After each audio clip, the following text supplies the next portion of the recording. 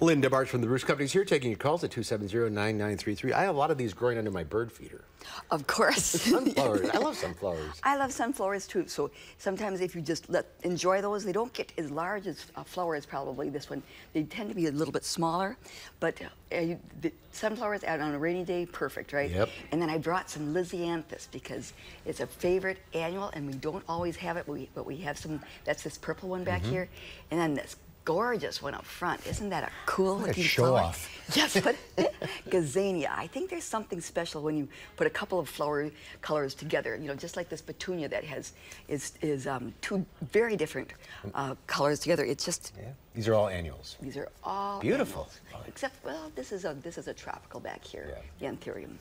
All right, let's go to the phones. We will start with Cindy in Stoughton. Hi, Cindy. Hello. Hi. What's your question?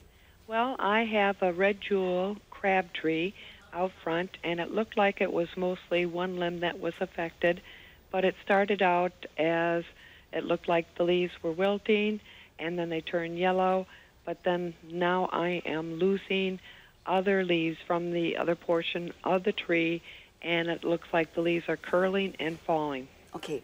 That maybe, usually red jewel are pretty good about not developing too much of a problem with apple scab, but with the rainy season prior to like about the last week when we did get really dry conditions, but see now we're getting rain again, and then we've got some rain in the forecast.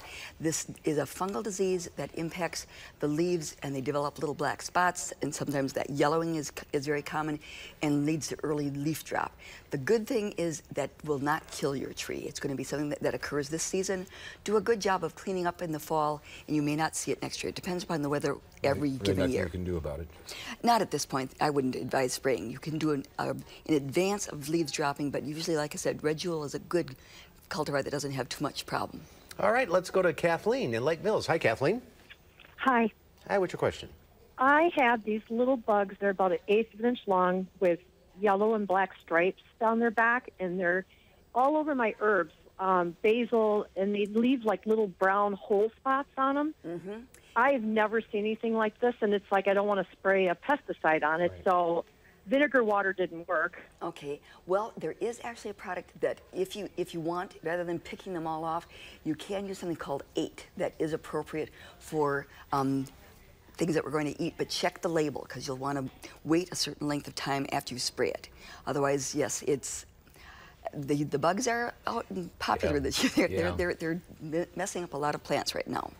All right, Florenda in Monticello. Hi, what's your question? Yes, I have an Amarillo plant, and last summer I brought it up, and I had 2 long stems, 3 huge, beautiful flowers on it. This year I got about 5 long stems and no flowers. No flowers, okay. Those, between the flowering, you need to do some fertilizing and have them. This year I planted them out in the garden, actually, where I'm maintaining them, and then we'll let the leaves, the leaves are not very attractive. They're long strap-like things. But then before danger of frost, I'm gonna dig them up, cut it off, and let them rest, and then they'll bloom this coming season. But you've got to continually make sure that that bulb is large, otherwise you won't have flowers. And they're heavy feeders, I would think. They are very, yes, you want to fertilize them regularly. Okay, let's check in with Jim in Janesville. Hi, Jim. Jim, are you there? I don't quite hear Jim, do you? No, I'm not. He has Yeah. Oh, Jim, Yeah. you're there. Yeah, I have. Go ahead. Yes. I have hostas and roses out along the side of our garage, and something is eating the leaves. Well, I know what's eating those roses because now Japanese beetle are out.